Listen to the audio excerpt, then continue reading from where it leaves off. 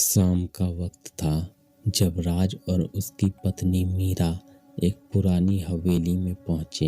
ये हवेली शहर के किनारे घने जंगल के बीच में स्थित थी। राज को कुछ पुराने कागजात लेने थे और मीरा उसके साथ थी क्योंकि उसे राज को अकेले छोड़ना ठीक नहीं लगता था। हवेली में एक अजीब सी खामोशी छाई हुई थी, जैसे हवाएं भी वहां थम गई हो। जैसे ही राज ने दरवाजा खोला, अंदर का अंधेरा उन्हें लपेटने लगा।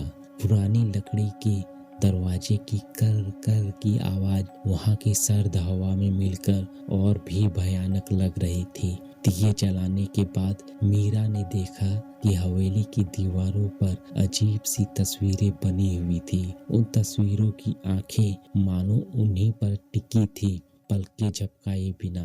राज कागजात ढूंढने के लिए एक कमरे की तरफ बढ़ा, जबकि मीरा बड़े से ड्राइंग रूम में रुक गई। जैसे ही राज दरवाजे को खोला और कमरे में दाखिल हुआ, उसने देखा कि कमरा पुरानी लकड़ियों और कपड़ों से भरा हुआ था। उसने एक अलमारी खोलने की कोशिश की, तभी एक तेज हवा का झोंका उसके चेहरे से टकराया और अलमारी खुद ही बंद हो गई। राज ने सोचा कि शायद हवा की वजह से हुआ होगा और उसने अलमारी दोबारा खोली। इस बार अंदर एक छोटी सी तस्वीर रखी थी, एक बच्ची की तस्वीर जो घुटनों पर बैठी सिर झुकाए एक वे थी। राज को ये अजीब लगा, लेकिन उसने सोचा कि ये शायद किसी पुराने मालिक की बेटी की तस्वीर होगी। उसने तस्वीर को अलमारी में ही रहने दिया और वापस कमरे में निकल आया। इतने में मीरा को एक धीमी धीमी लोरी की आवाज सुनाई दी, जैसे कोई नर्म आवाज में गीत गा रहा हो। डर और जिज्ञासा के बीच मीरा उस आवाज की तरफ बढ़ गई। आवाज एक दूसरे कमरे से आ रही थी और जैसे ही मीरा ने कमरे का दरवाजा खोला, आवाज अचानक रुक गई।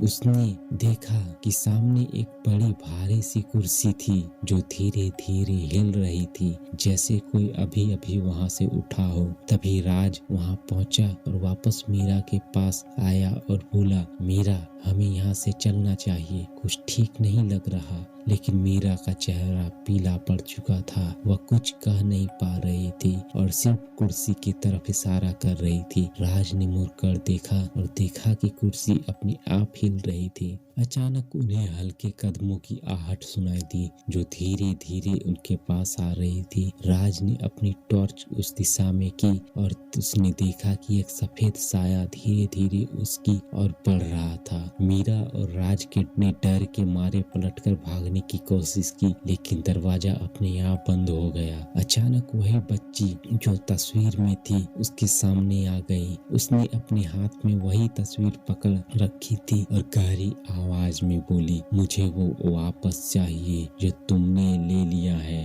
राज ने हड़बड़ाते हुए उस तस्वीर को उसके हाथ में दिया और कहा, हमें जाने दो। उस बच्ची के चेहरे पर धीरे से मुस्कान आई और फिर वह हवा में खुलकर गायब हो गई। दरवाजा फिर से खुल गया और राज और मीरा तेजी से वहां से भाग निकले, यह कसम खाते हुए कि वहां कभी वापस नहीं आएंगे। लेकिन उस रात के बाद से वह तस्वीर उसके सपनों में बार बार आने लगी।